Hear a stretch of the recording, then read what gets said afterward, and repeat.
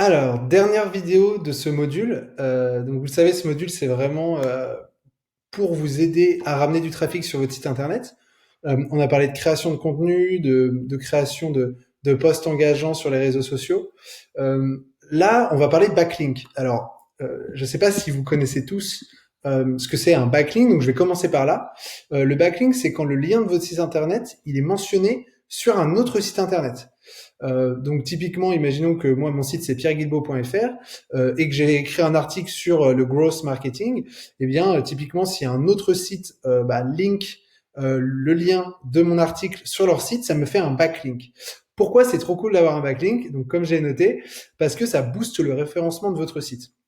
Il faut vraiment penser, quand vous pensez à l'algorithme de Google, du référencement, du SEO, il faut vraiment penser à, ok, c'est du digital, mais c'est exactement comme dans la vraie vie.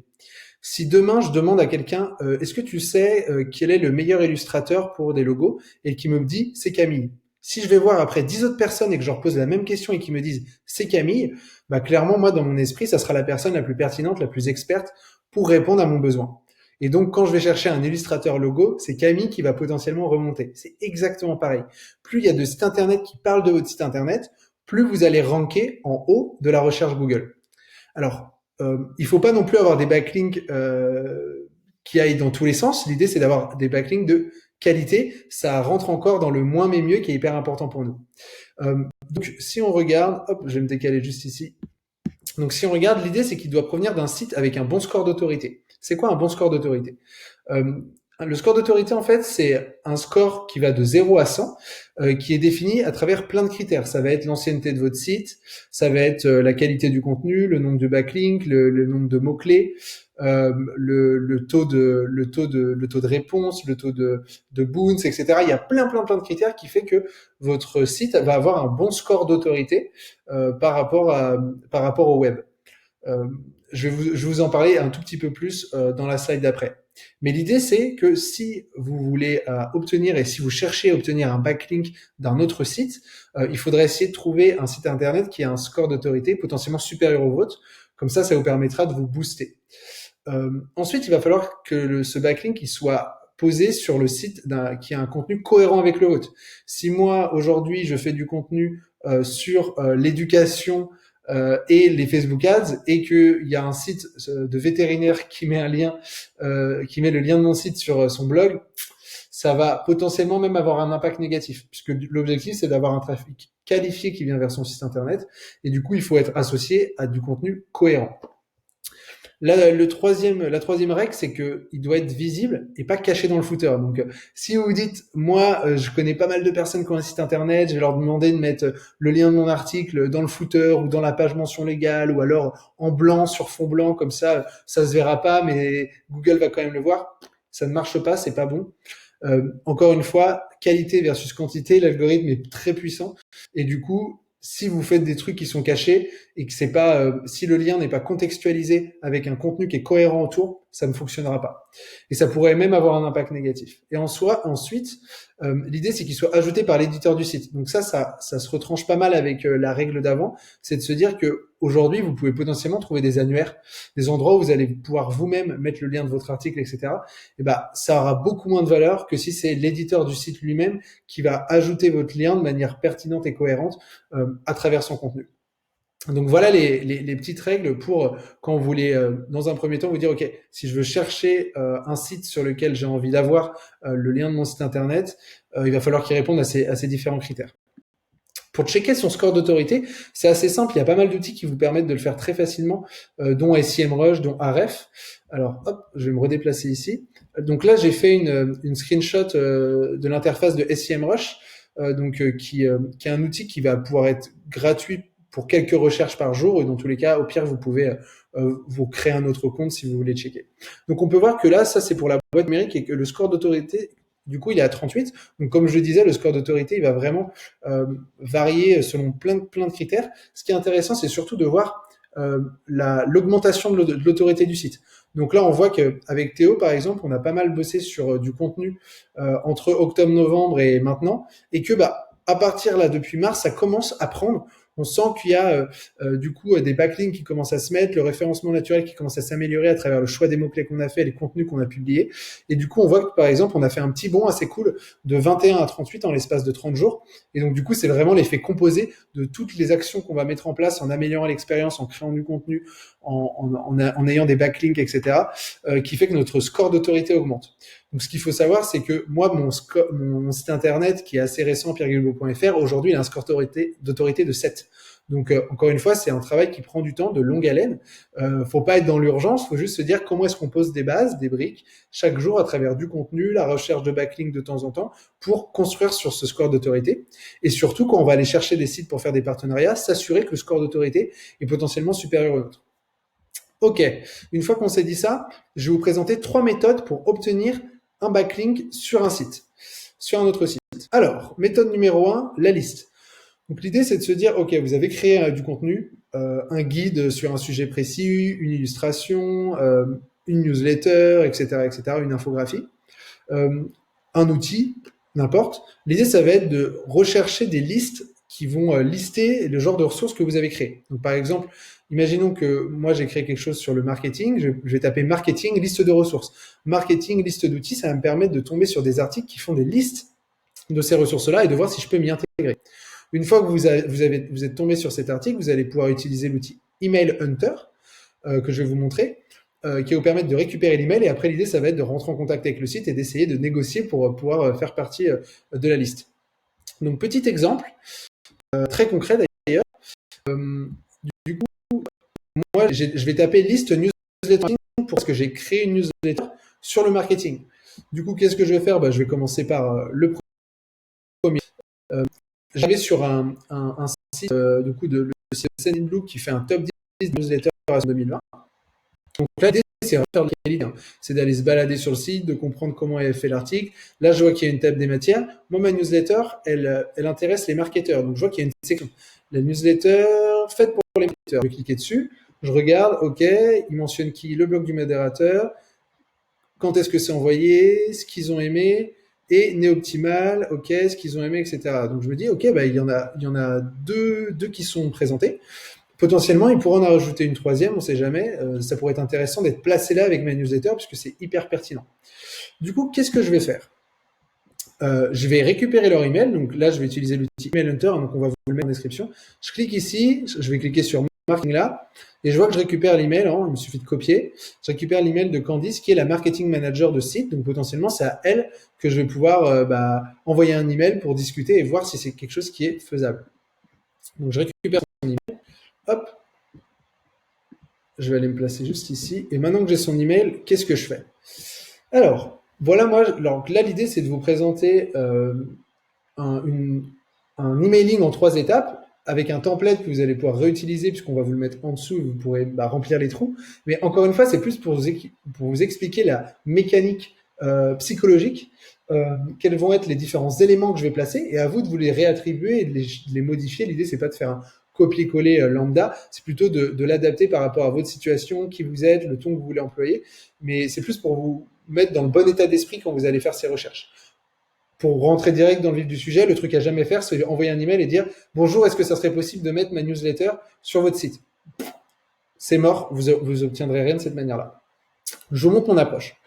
Hello Candice, je cherchais des infos sur les meilleurs newsletters en marketing aujourd'hui et j'ai découvert votre article sur le top 10 des newsletters en marketing à suivre en 2020.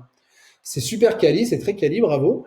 J'ai bien aimé la partie sur celle qui s'adresse aux marketeurs, notamment par exemple celle du blog du modérateur. Je vois qu'ils en envoient une le lundi qui a l'air très cool. Je me suis inscrite, merci beaucoup pour ça. D'ailleurs, j'ai récemment publié une newsletter, j'ai récemment lancé une newsletter sur le marketing qui s'adresse du coup aux marketeurs, dans lesquels je donne un petit hack marketing, il y a déjà 4000 personnes qui les suivent, etc. etc. Est-ce que tu aurais le temps d'y jeter un œil? J'aimerais beaucoup avoir tes retours pour l'améliorer. Comme tu écris beaucoup sur le sujet du marketing et notamment des newsletters avec l'outil Sendinblue, je me suis dit que ça t'intéresserait. Passe une bonne journée, Pierre. Donc là, vous voyez qu'il y a vraiment une démarche qui n'est pas intéressée. C'est-à-dire que la démarche, elle est plus dans la création de la relation, la création de la confiance.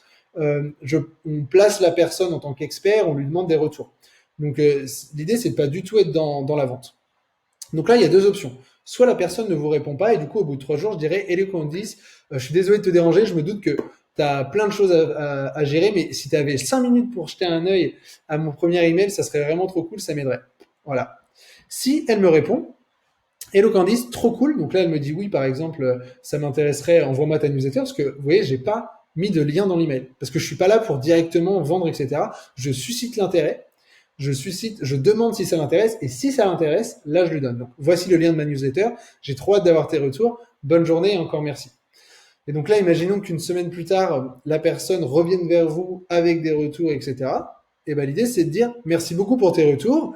Je vais faire les modifications. Hein. Bien sûr, on prend en considération les retours de la personne puisqu'on lui a quand même demandé de son temps. Je vais aussi ajouter le lien de ton article pour te faire un backlink et te remercier. Donc ça peut être cool.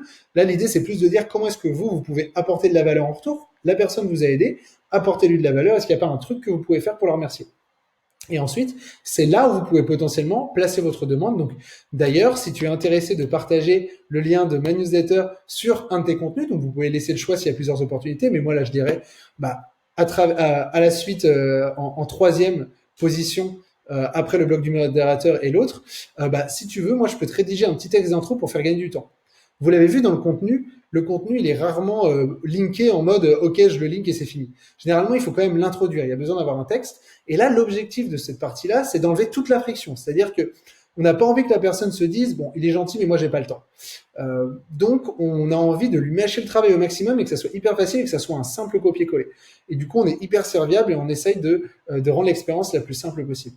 Donc, vous voyez, l'idée, c'est un, je crée la relation, deux, je ne suis pas intéressé, je suis sympa, je propose, je valorise la personne, je valorise son travail, et ensuite, à la fin, j'apporte de la valeur et je demande une action, mais en enlevant la friction au maximum. Alors ça, du coup, c'était la méthode numéro 1. Donc, il y a un listing, potentiellement, on peut s'incorporer et on essaye. La deuxième méthode, c'est la méthode où on va cibler les concurrents. C'est-à-dire que vous allez pouvoir, par exemple, rechercher des articles de vos concurrents sur Google. Vous allez pouvoir checker, du coup, quel site internet, quel site web ont parlé de cet article-là, trouver l'adresse email de ces sites web et leur demander, OK, vous avez parlé de cet article-là, moi aussi, j'ai fait un article sur ce sujet, est-ce que ça vous intéresse? Alors, petit exemple. Hop. Alors, imaginons que moi, je tape growth hacking, OK, et je vais aller chercher, par exemple, tiens, le journal Community Manager, c'est un site qui est assez connu. Le growth hacking, comment l'utiliser pour développer sa société. Donc là, je vais aller jeter un œil à l'article. Je me dis, OK, ça va aussi, ça va. Il y a peut-être des points sur moi.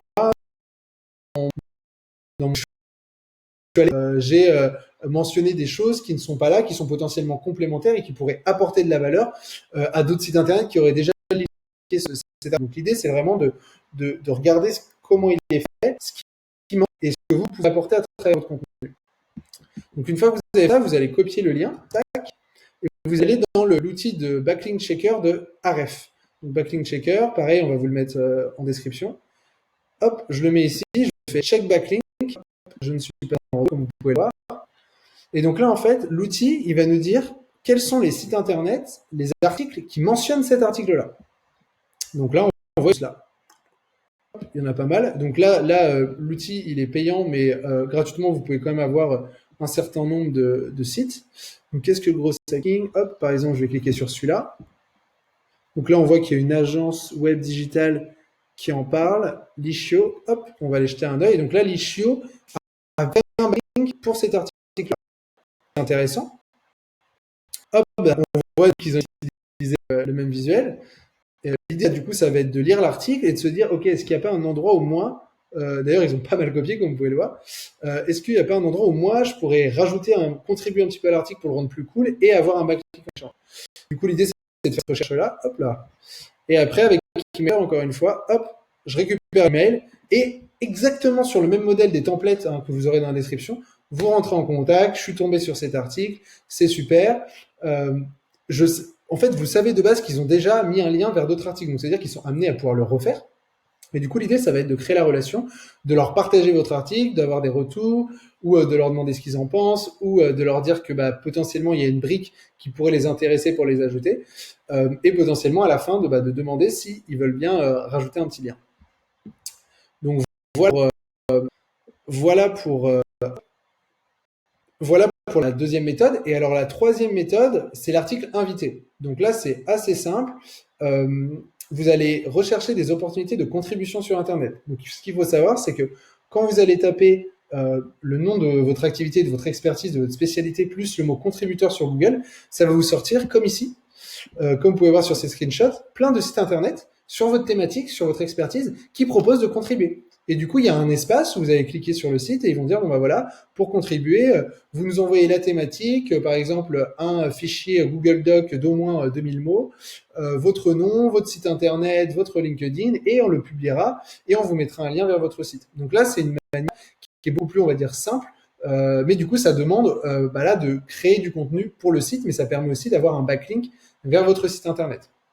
Donc voilà, c'est fini pour cette vidéo, c'est fini pour les trois méthodes. Comme vous pouvez le voir, à travers ce module, mais aussi toute la formation, vous avez beaucoup d'actions que vous pouvez mettre en place pour augmenter votre visibilité, pour améliorer l'expérience utilisateur, améliorer la conversion et du coup booster et décupler vos opportunités. Ce qui est sûr, c'est que là, vous savez ce qu'il faut faire puisqu'on vous l'a montré. Par contre, effectivement, c'est pas quelque chose de facile. C'est pas quelque chose qui se fait en un clin d'œil. Donc ça va vraiment être un travail itératif. Encore une fois, l'idée c'est d'éviter d'être perfectionniste et c'est de se lancer, c'est de faire une première version et puis de l'améliorer, etc., etc. De montrer que vous êtes là, de partager. Et puis au fur et à mesure, vous allez vous faire un petit nom dans votre thématique et ça sera de plus en plus facile d'avoir des opportunités de co-marketing, des opportunités de co-création, de backlink, etc., etc. Ce qui est sûr, c'est qu'aujourd'hui, si vous prenez le temps d'appliquer chaque méthode qu'on vous a partagée, il n'y a pas de raison que ça marche pas. C'est sûr que ça va marcher. Ça va prendre un petit peu de temps, certes, puisque effectivement c'est du travail. Mais nous, on est persuadés que ça va vous aider à faire décoller votre site internet. Voilà, je vous laisse là-dessus. N'hésitez pas à farfouiller, à aller jeter un œil aux outils qu'on a mis dans la description, SEMrush, Ahref, etc. C'est hyper intéressant pour la culture générale au niveau compétences marketing digital. Faites-vous plaisir, prenez un max de plaisir, c'est ça le plus important, juste partagez votre expertise avec les gens, montrez que vous êtes là, structurez vos connaissances, apportez de la valeur aux autres et c'est sûr que ça va marcher. Je vous laisse là-dessus et je vous souhaite une très bonne journée. Allez, ciao.